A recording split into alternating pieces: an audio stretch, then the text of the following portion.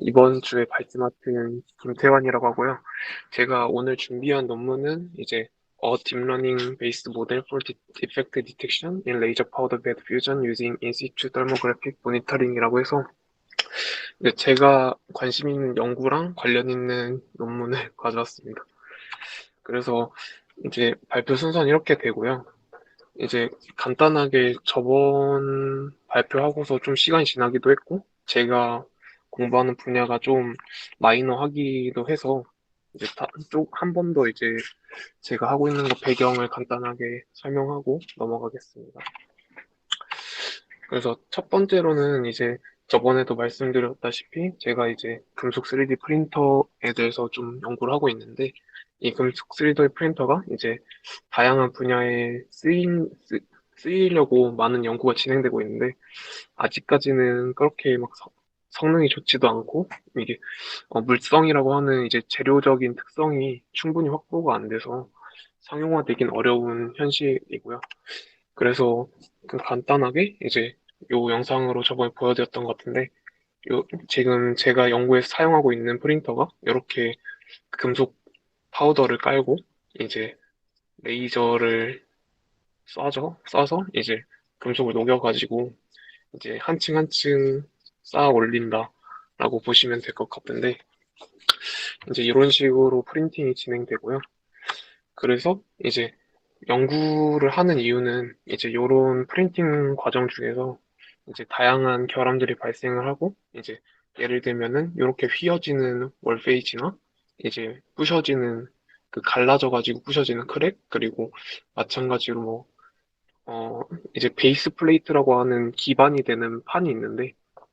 판 위에다가 프린팅 하다 보니까 판에서 이제 떨어지는 딜라미네이션 현상도 있고, 이제 어,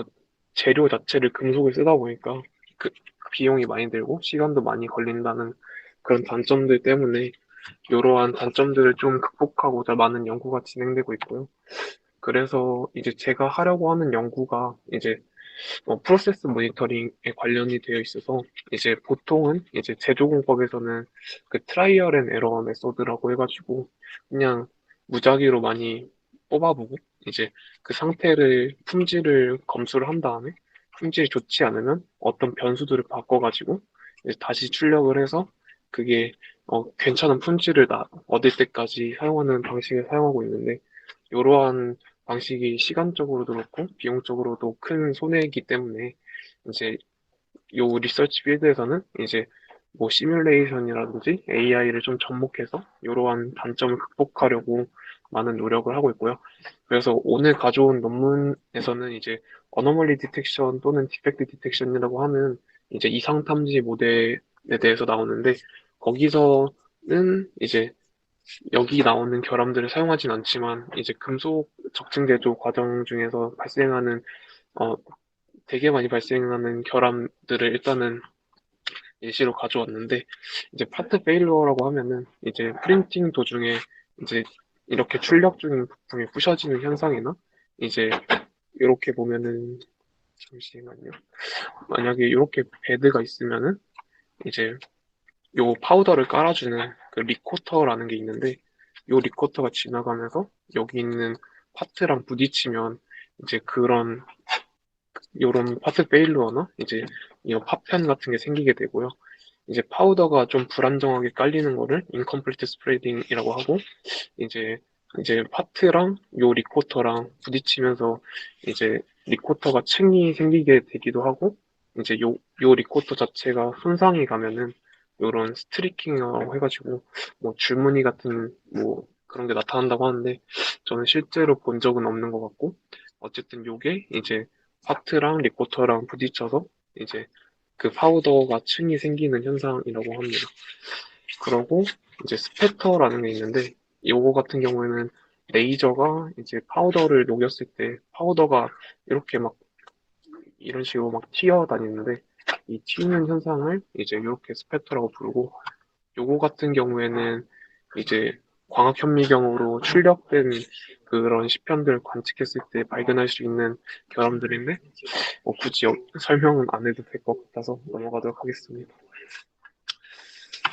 그래서 이제 이러한 결함들을 가지고 이제 그 이상 탐지 모델을 많이 만들고 있는데, 이제 제가 요즘 읽고 있는 논문들에서는 이제 이렇게 백오브 월즈 같은 뭐 그런 알고리즘을 쓰는 것도 있고, 그 CNN 기반의 이제 딥러닝 프레임워크를 짜가지고 이렇게 결함 탐지 모델을 이렇게 만드는 경우가 있고, 이제 마찬가지로 여기도 뭐 CNN 기반의 모델을 이용해서 이제 그런 제품의 모델 자체를 이렇게 파우더 표면에다가 오버레이 시켜가지고 이제 요거를 예측하는 모델도 개발이 되고 있습니다. 그리고 요것도 마찬가지인데, 요거는 그냥 간단하게 뭐 SVM이나 이제 HOD 같은 걸 써서 똑같이 그 공정 조건에 따라서 이제 결함이 발생할지 안 할지에 대해서 이렇게 프린터빌리티 맵이라고 해가지고 이런 것도 만드는 연구도 진행되고 있고, 이렇게 공정 조건에 따라서 어떤 결함이 발생할지 리준 그 영역으로 좀 표시를 하는 그런 연구도 진행되고 있습니다. 그래서 이제 제가 오늘 읽은 논문은 앞에서 보여준 거랑은 조금 다르긴 한데, 이제 비슷하지만 조금 그래도 제가 이해하기 좀 쉬워가지고 가져왔고요. 이 논문 같은 경우에는 이제 인풋 이미지로 그 열화상 카메라라고 해서 이제 프린팅 도중에 이제 그 온도 데이터를 좀 얻을 수 있는 카메라를 이용해서 이제 이런 식으로 온도 표시가 된 이미지를 얻어서 이제 CNN 그 아키텍처에 넣어가지고 이제 요런 아까 앞서 말했던 그 딜라미네이션이나 이제 스펙터 같은 그 결함들을 좀 분류하는 모델을 만든 논문입니다. 그래서 이제 떨모그래피 이미지와 딥러닝 기반의 뉴럴 네트워크를 결합해서 적층제조시 발생하는 결함을 탐지하는 모델을 생성했고, 이제 그래드캠이라는 걸 이용해서 이제 클래스 액티베이션 히트맵을 생성했다고 하는데, 이거가 뒤쪽에 나오긴 하는데, 사실 논문에서 이걸 왜 썼는지는 아직도 잘 이해가 안 되지만, 일단 이걸 통해서 이 알고리즘도 좀 공부를 하게 돼가지고 같이 조금 소개해 드리도록 하겠습니다. 그래서 모델 아키텍처를 보면은 이런 식으로 인풋 레이어에 이제 배치 노멀라이제이션, 그리고 뎁스와이즈 세퍼러블 컨볼루션 레이어, 그리고 이게 반복되고 이제 GAP라고 해서 글로벌 에버리지 풀링 레이어 있고,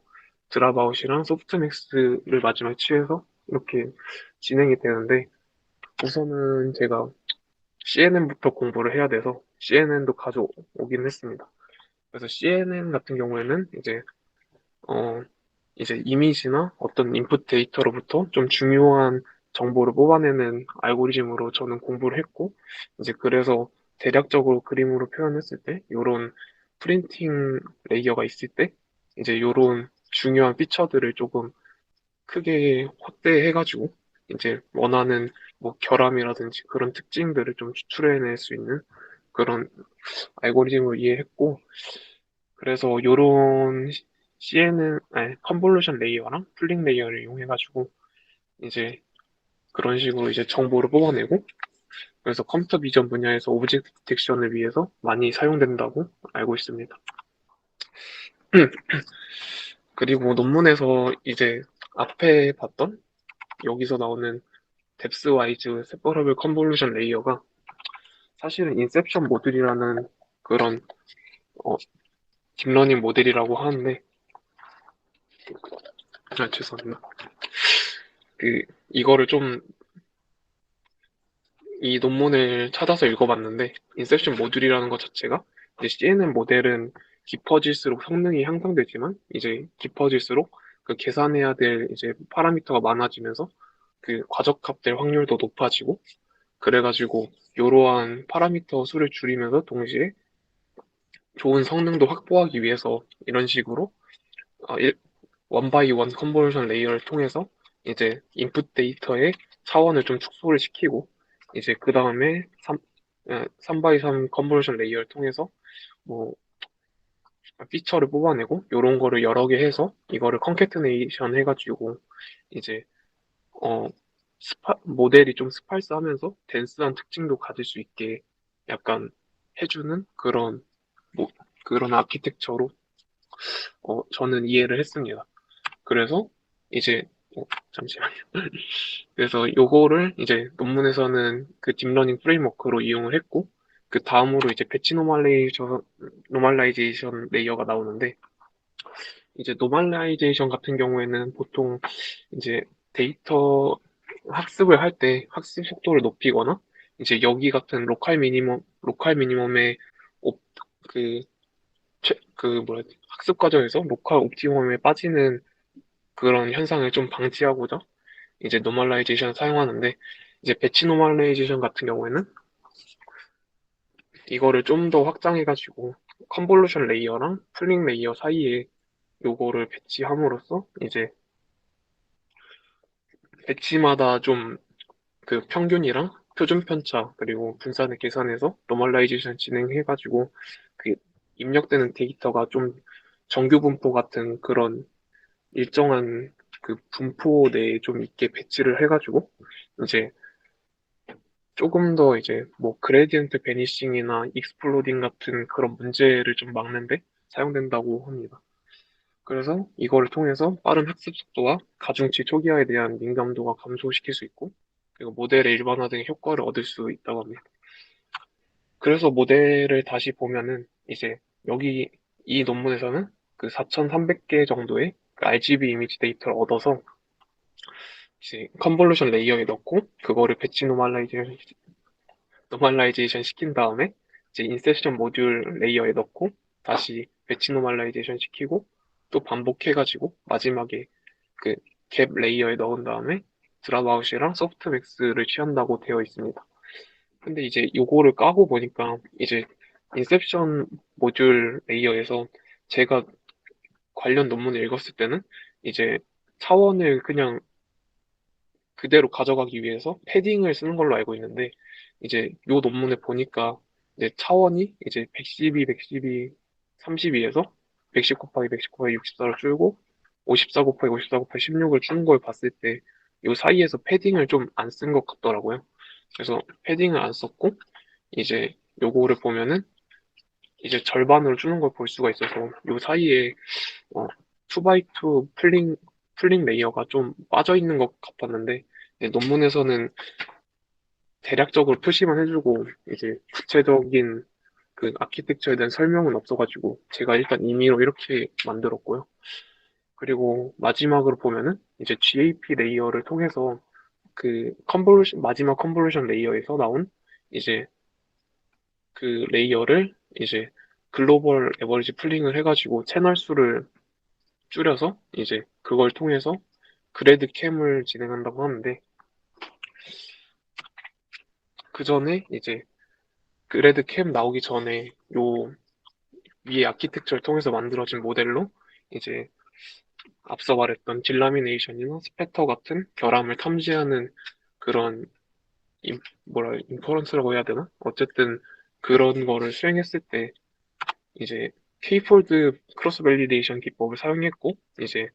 정확도가 한 96.8% 정도 나왔다고 합니다. 그래서 이제 약 한 1,700개 정도, 2,000개? 2,000개 정도 이미지 중에 한 22개 정도만 에러가 있었다라고 이렇게 나오는데, 일단 그 모델의 성능에 대한 디스커션 자체가 이거뿐이어서 일단은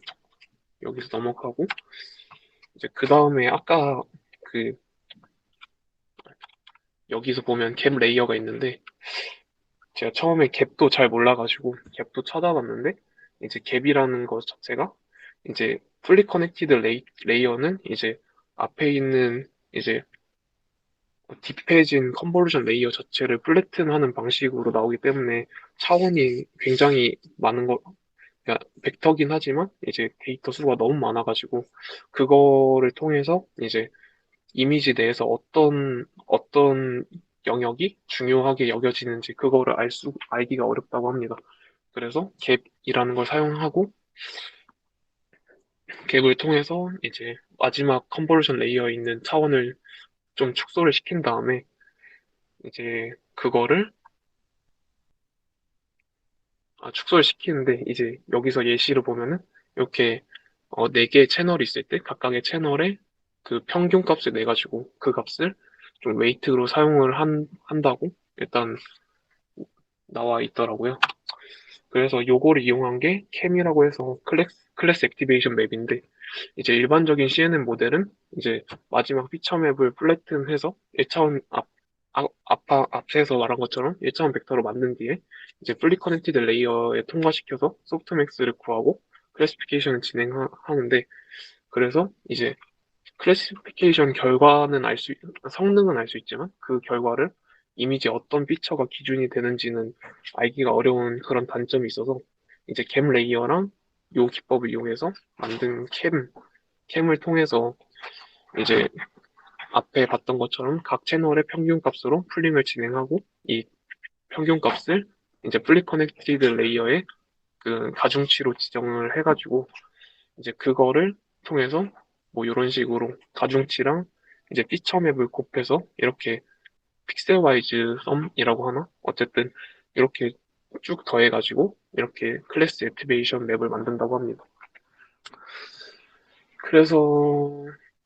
이제 컨볼루션 레이어의 피처 맵에서 이제 백프로파게이션을 통해서 이제 어떤 이미지에서 어떤 피처들이 중요한지 알 수 있는 그런 알고리즘으로 이해를 했습니다. 그래서 관련해서 좀 괜찮은 블로그가 있어서 가져왔는데, 이제 앞서 말씀드린 것처럼 이제 각각의 채널별로 이제 평균값을 구해서 그거를 가중치로 하고 그 피처맵에 가중치를 곱해서 이렇게 히트맵을 만든 다음에 이 히트맵들 다 더해서 이제 어, 피처의 어느 부분이 이제 중요한지를 알 수 있게 그런 식으로 표현이 가능하다고 합니다. 그래서 요거를 한 단계 더 나간 게 그래드 캠인데, 캠 같은 경우에는 이제 마지막 컨볼루션 레이어에서만, 아니, 캠 레이어를 통해서만 구현이 가능한데, 이제 그래드 캠을 통해서는 이제 어떤 레이어에서든 이제 그 캠을, 요 클래스 액티베이션 맵을 만들 수 있다고 해서, 이 그레디언트 웨이티드 캠이라고도 하고, 뭐 제너럴라이즈드 캠이라고도 부른다고 합니다. 그래서 그 전에 이제 그레디언트라는 것 자체가 이제 인풋 노드들이 이제 이런 식으로 피드 포워드 프로파게이션을 통해서 이제 히든 레이어를 거치면서 이제 아웃풋 노드 값에 영향을 미치는 방식이고, 이제 백 프로파게이션을 통해서 이제 그레디언트가 전달되면서 이렇게 학습이 되는 그런 보통 C의 뉴럴 네트워크 자체가 그렇게 학습이 되는데,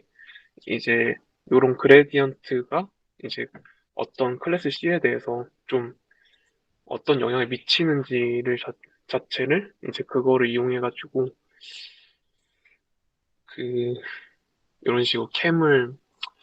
도출해낸다고 하던데, 어쨌든 간에 요 ACK라는 것 자체가 그 캠에서 그 가중치랑 거의 같은 의미를 갖는데, 이제 가중치 대신에 그레디언트 값에 이 평균 값을 넣어서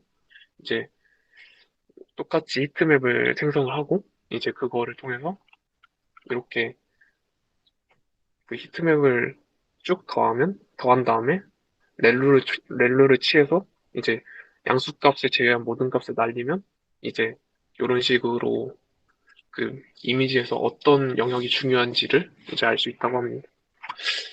그래서 이제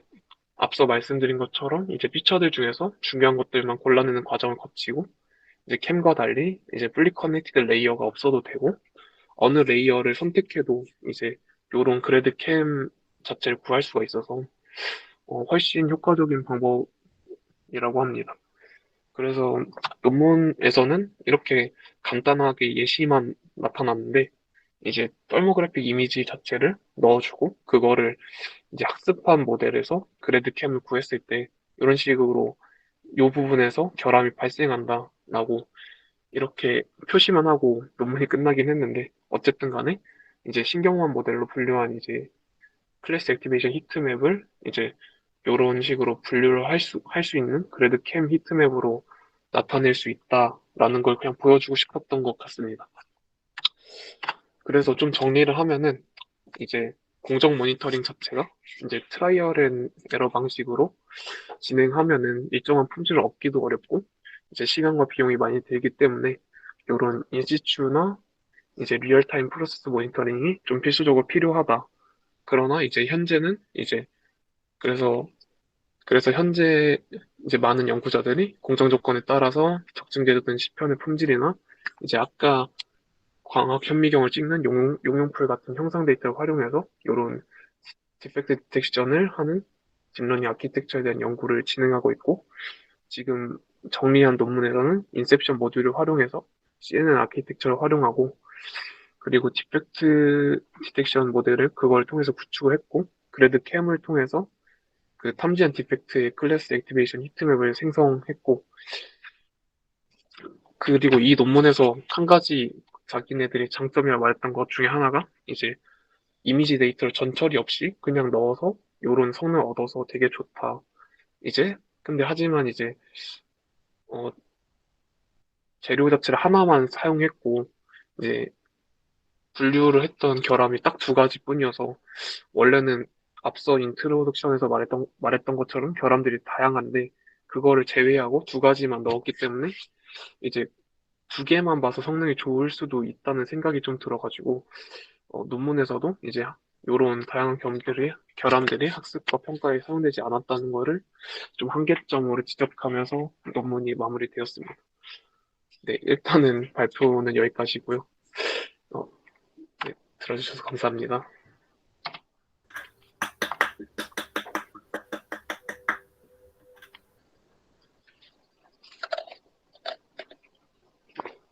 감사합니다. 혹시 질문 있으신가요?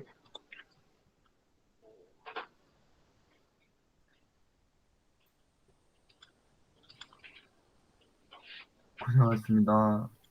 없으면 마무리하겠습니다.